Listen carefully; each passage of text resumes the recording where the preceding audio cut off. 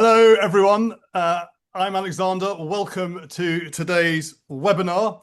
Thank you very much for coming. Usually, those of you who've been to webinars before know at the start of these webinars, I usually bang on about what Bloom does. But today, Ginny will be talking about how to use freelancers far more interestingly and credibly than I can, so you're saved that.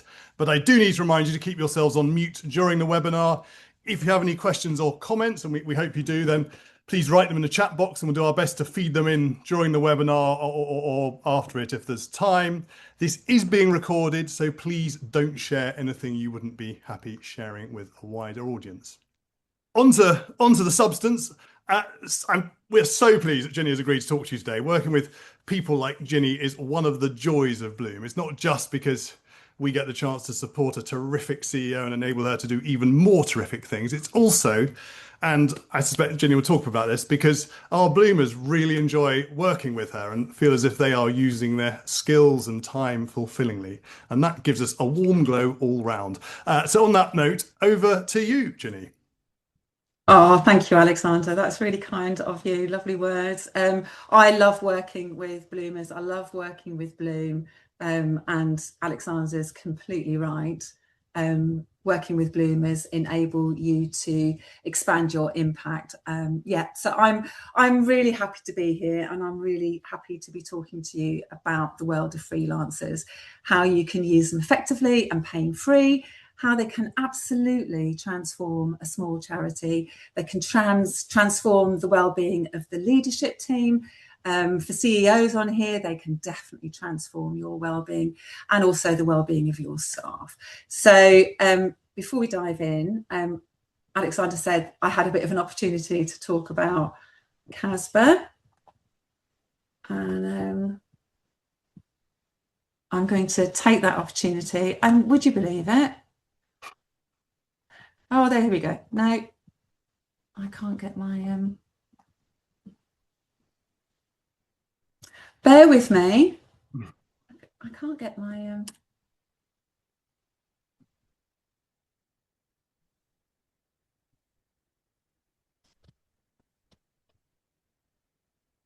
I can't get my screen, my slides to move.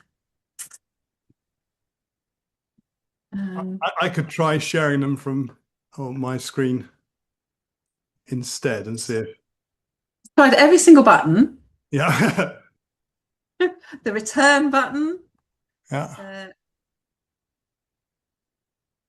So weird. I'm so sorry, everybody. Right. Shall I try sharing from my screen? You can just tell me when to go up and down, which is a bit annoying, but... Has that helped? No. Oh, yes. It's worked for me. Yeah. That's very strange. I think we're going to have this throughout the presentation. I'm so sorry. A little bit about CASBA. We're CASBA Advocacy, and that stands for Citizen Advocacy South Birmingham area. We're the longest established advocacy organisation in Birmingham, and we're here to ensure people with learning disabilities are treated as equal citizens. They get their voices heard and their rights accepted. So hopefully this isn't, you're not seeing what I'm having to do, but it's a bit of a clunky way of doing it. So how do we ensure that people get their voices heard and their rights accepted? So we deliver one-to-one peer group and self-advocacy. We do that through a range of projects. We work with adults with learning disabilities. One of our biggest projects is around parenting and keeping families together and ensuring that children and babies have the best start in life. One of our biggest projects as well is financial advocacy in this cost of living crisis. You can well understand why that is. We do a lot of training as well. People with learning disabilities experience domestic violence much more than in the general population. So we do a lot of training around that. We do parenting training, and then a number of other small projects around staying healthy and adopting a healthy lifestyle. This is all the aim to reduce health inequalities, and you'll probably know that people with learning disabilities have one of the widest health inequality gap, dying in their 50s and 60s. So our work enables people with learning disabilities to live longer, happier and healthier lives. We're pretty small. There's just 10 of us. We've just started another new project, so we're carrying 6 vacancies on that, and we have another 2 vacancies, and we're going to be dealing with those advocacy gaps with freelancers as well. Having learned so much about working with bloomers, we are trying to use freelance advocates as well. So there's 3 full-timers and 7 part-timers, and 5 of those 7 part-time roles are people with lived experience. So that's really big with CASBA. People with lived experience are throughout the organisation, from leadership, sit on the trustee board, to people that work with us. So last year, we had a very, very busy year last year, like yourselves, no doubt, and the year before that. So referrals were up by over 1/3, but income remained the same. So we weren't able to recruit any more advocates. We had a recruitment freeze. We were able to offer some additional hours on projects, but what we did do was that we were able to invest in organisation sustainability, because you still need to invest in your organisation, and we did that through freelancers. So finance support, fundraising, admin, comms, and we're now looking to develop our individual giving, and we'll be doing that through Bloom. Over the last 4 years, I've worked with 9 bloomers, and every single bloomer has been a joyous relationship. It's been fantastic what they've been able to achieve with us. And currently we're working with 3 bloomers, 1 on finance, 1 on admin, and 1 on comms. And 2 of them have been with us nearly a year. So how can freelancers help? Well, they can literally help with anything. They can help with a small task, they can help with a short-term project, and like I say, they can help long-term. How do you know you need a freelancer? If your organisation looks like this, then you might need a freelancer. If it looks more like this, and this is where I'm regretting doing the animations. I don't think it's going to work. Sorry, everybody.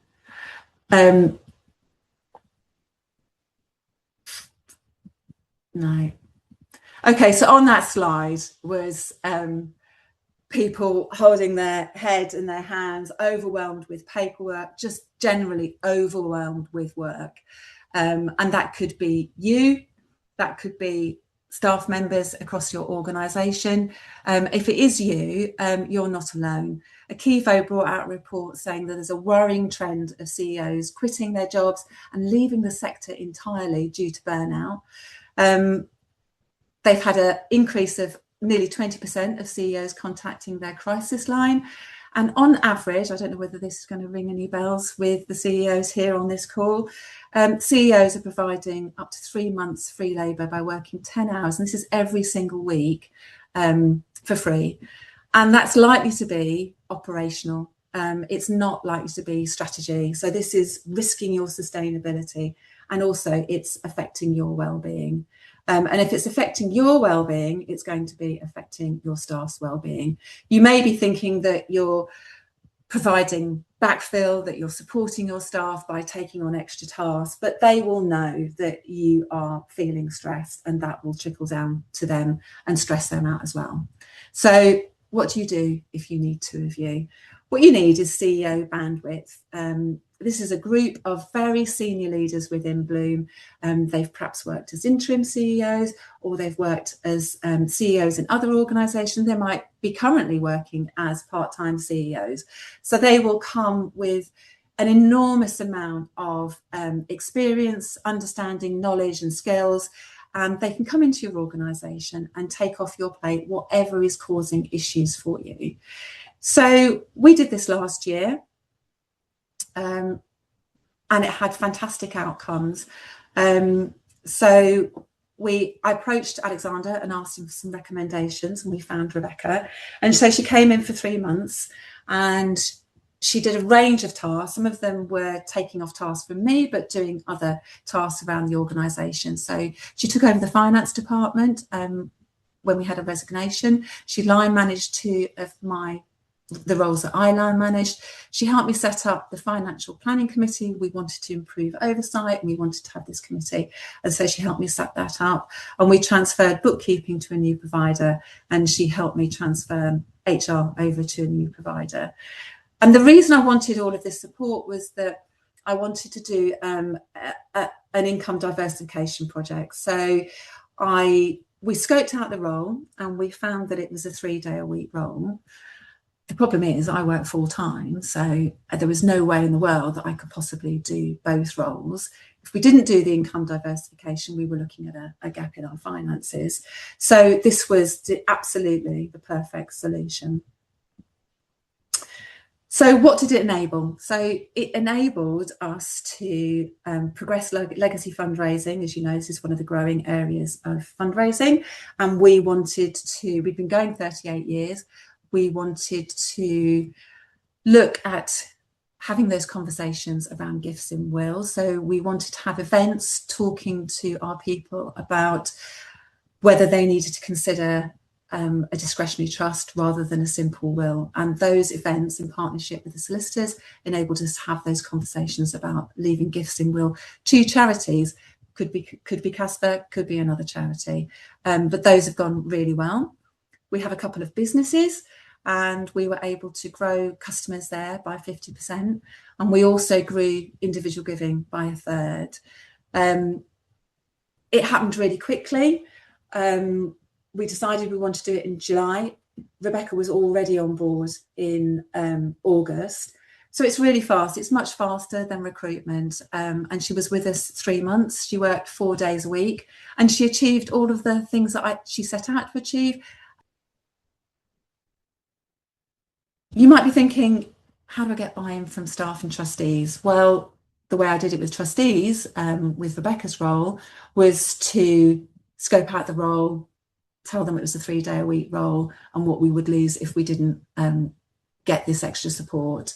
I think where you're getting more expertise that you lack or that you're really pushed for time, bloomers are really fantastic. So this is a really good example. A couple of years ago, we've been funded to set up a microsite, and in that microsite, we were wanting to have online training. So this meant converting face-to-face training into online training. And we had a fundraising and comms officer at the time, but this was beyond his skill set.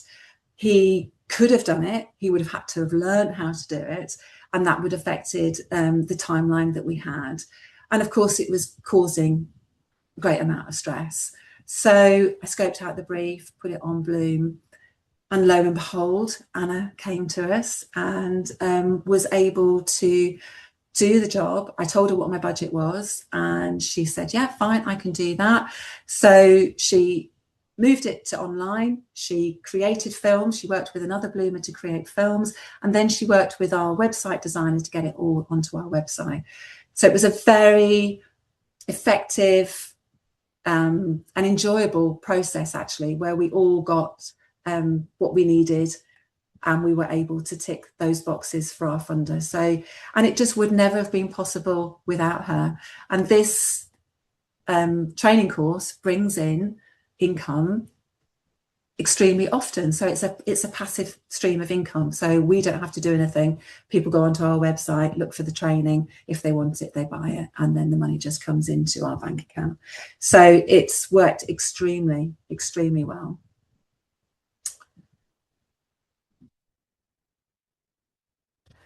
Some people say that working out how much to pay a bloomer is really quite problematic for them, and whether they're presenting good value.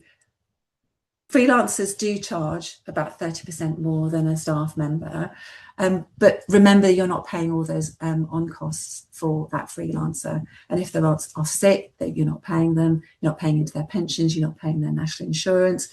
And always remember to cost in the cost for recruitment, and for higher level roles, that actually can be really high. And then there's all that onboarding and the induction. You've got multiple members of staff, and in CASBA, we citizens, we have citizen panels as well. So you've got 2 panels operating at the same time. It's enormously time consuming because you need to get it right. And so you don't have any of that when you're using freelancers. And I would say set your budget and put your project out and see what people come back with. Your bloomer will if they're interested in the role, excuse me, will soon tell you if that amount of money doesn't work for them. And you'll see that there's a big range in hourly rates. I tend to just ignore that. I look at the skills that I'm looking for. I look at what I feel they can do. I look at the fit, and then I put it out on Bloom and see where we go from there. You know, you just negotiate with the bloomer. So my top tips: always decide on your budget and discuss it with your bloomer and make an offer. They'll soon let you know if it's not acceptable. I think working with bloomers is less intense than working with staff. You don't have any of the supervision that you have to do. I would always say have a very, very specific brief with timelines and smart milestones. When we work full long term with bloomers, I always set a project every month so that we can look back on what we've achieved in the previous month and then look to what we want to do in the upcoming month. And we've both, me and the bloomer, have got a checklist to use. I think I would always have verbal catch-ups as well. What's great about Bloom is that you can do it all by email, but yeah, I find that those weekly catch-up, particularly in the early stages, work really well to head off any problems. And then I would always have a half an hour once a month as well. Freelancers can help with any aspect of your charity, and don't forget they bring additional value. So as I said before, they're highly experienced. They will have worked at a range of charities and they bring all of that to your charity. So I've got a story for you. When Rebecca came on board to help us with our finance, she was only with us a week and she could see the amount of operational work that I was doing and where I was doing it. And she said, what you really need is a program manager. And we'd always known that I was over capacity, but we hadn't quite diagnosed where the problem was. And as soon as she said it, light bulb went off, and she was completely right. What we needed was a program manager. And because of her suggestion, that was made in August. We went through the recruitment process, and last month we onboarded our program manager, which is already having an effect on capacity throughout the organisation. If you're not sure about what you're looking for, Alexander is there. So just reach out to him and he'll help you define your brief. He'll give you a list of prospects, or he'll just help you get it on the website so that you can start getting people applying. So my top takeaways: when your income is unpredictable and under pressure, freelance are absolutely the right choice, and they've worked really well for us. They're flexible, they're affordable, and they fit the resources that you have. From month to month, you may not know what resources you've got, and freelancers are flexible, fitting in with what you've got. They bring those skills and expertise that you need to fill the capacity gaps. And because you're supporting that capacity in your organisation, they are supporting your staff wellbeing, which will boost retention for your permanent staff as well. That makes internal buy-in is much easier than you think. And if you think freelancers are too expensive for you, then just cut the number of days or hours that you're going to use them for, and you'll find that they're so effective that they'll do the job that you want them to do. Freelancers are pre-vetted, they're trustworthy, and they will fit into your organisation. So what have you got to lose? So if you've got any questions, I'd be very happy to answer them. Brilliant. Oh, I can be heard in double. Nobody's interest. Do you want me to stop sharing? Hello? Do you want me to stop sharing, Alexander? Yes, stop sharing. Yes, that'd be great. Yes, please. Yeah. Thank you so much, Ginny. That's obviously blush-inducing for Bloom. I promise you we didn't write that for her. And I don't know if you have any questions about, to her, about the experience of hiring freelancers.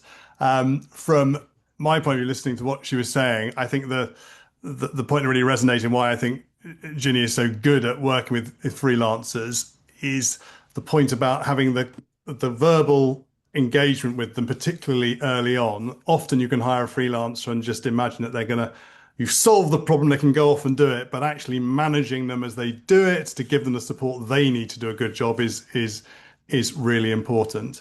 Yes, so I thought that was terrific, and yeah, that's it. So I mean, obviously, as I said, enormous blush-inducing comments about Bloom, for which we're very grateful. And I'm sure that, more importantly, many of you on the webinar found much of what she said resonating, and I hope that you found her tips on how to make the most of freelancers useful. And do sign up for the CASBA newsletter to keep in touch with what they're up to. Finally, of course, we'd be happy, obviously, to discuss whether freelancers could help you, and myself or my colleague Anna are here to have discussions about any questions or requests you have, big or small, and there will be an email after this to give you a link if you want to set up a time. This is our last webinar before summer, so I hope everyone gets a break as and when it comes, and that we see you for the next webinar in September. Thank you again for coming, and thank you again, Ginny.